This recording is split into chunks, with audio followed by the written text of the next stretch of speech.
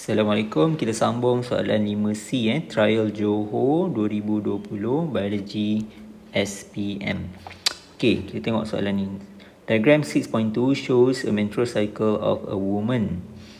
Okey, kat sini dia beri gambar rajah menstrual cycle proses menstrual cycle di mana ada beberapa hormon yang terlibat. Ada hormon pituitary hormone dan juga ovarian hormone. Okey, pituitary hormone ni dia ada dua, iaitu LH dan juga FSH, di mana ovarian hormone ada estrogen dan progesterone.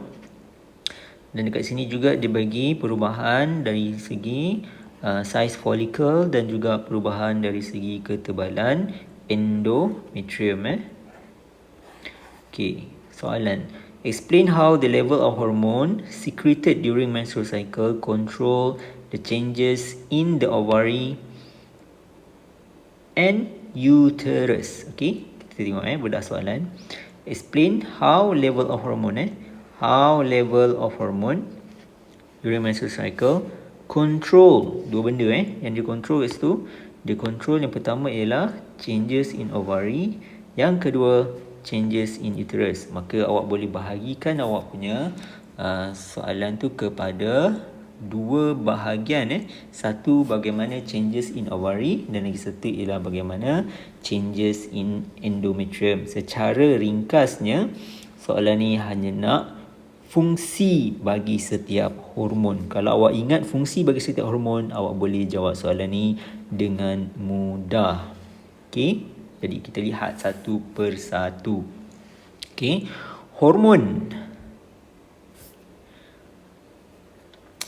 Okey, hormon yang dikeluarkan hormon that is secreted by pituitary hormone ada dua. There are two hormone which is LH and FSH. Jadi kita cakap je lah LH and FSH. Klik ke situ.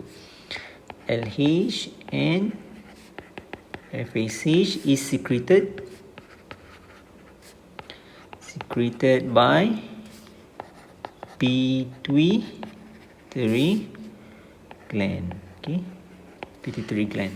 Okay, pituitary gland yang menghasilkan hormon LH dengan FSH. Okay, yang dua ni dia control apa? Dua ni dia control sebenarnya adalah control ovary. Okay, so tulis kat sini pula ayat yang kedua ialah estrogen and progesterone are released by ovary. They control thickness of the uterus. Faham FSH dengan LH control ovary punya perubahan, di manakala estrogen dan progesterone kontrol perubahan pada ketebalan dinding. So kat situ kita dah dapat dua ayat kita dapat dua ayat. Okey, seterusnya kita terus jawab lah. Kita terus jawab apa fungsi untuk setiap hormon. Okey, pertama LH, apa dia buat? LH will stimulate ovulation.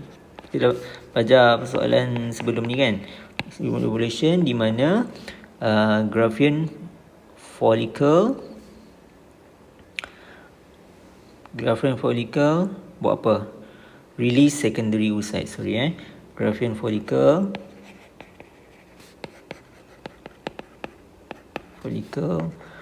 release secondary oocyte into fallopian tube. Daripada ovary into fallopian tube. Seterusnya kita pergi kepada FSH. Apa FSH ni buat? Fungsi FSH adalah untuk stimulate development development of follicle. Selain daripada tu, ada tak dia punya fungsi yang lain? Okay, they stimulate development of follicle from primary follicle to Graafian follicle.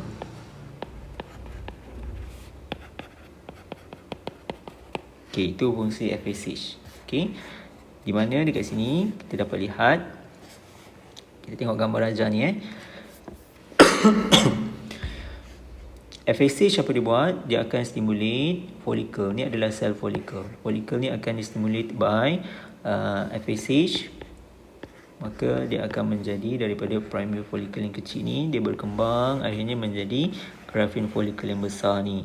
Selepas tu akan ada hormon LH untuk stimulate ovulation, di mana ovulation adalah proses releasing of secondary oocyte. Mana secondary oocyte? Yang ini kat dalam ni. Itu adalah secondary oocyte. Okey, proses tu kita panggil sebagai ovulation process. Okey, habis kat situ. Sekarang kita tengok pula fungsi estrogen. Okey, kita nampak dekat sini estrogen estrogen fungsi dia kita tengok graf estrogen ni. Semakin graf tu meningkat, apa berlaku dekat wall of endometrium ni? Okey, apa yang berlaku dekat wall endometrium tu ialah estrogen dia repair. Awak kena ingat estrogen fungsi dia adalah untuk repair endometrium wall. Selepas menstruation. Menstruation dekat mana? Menstruation berlaku dekat sini. Ini adalah proses menstruation di mana dinding endometrium tu runtuh. Selepas sahaja menstruation, estrogen akan repair dinding tersebut. Okey, repair. Okey, selepas dia repair, what happen? Awak nampak dekat sini level of progesterone pun akan meningkat. Selepas sahaja proses ovulation, level of progesterone akan meningkat. Okey, jadi kita boleh lihat kat situ fungsi progesterone pula. Fungsi progesterone adalah untuk thicken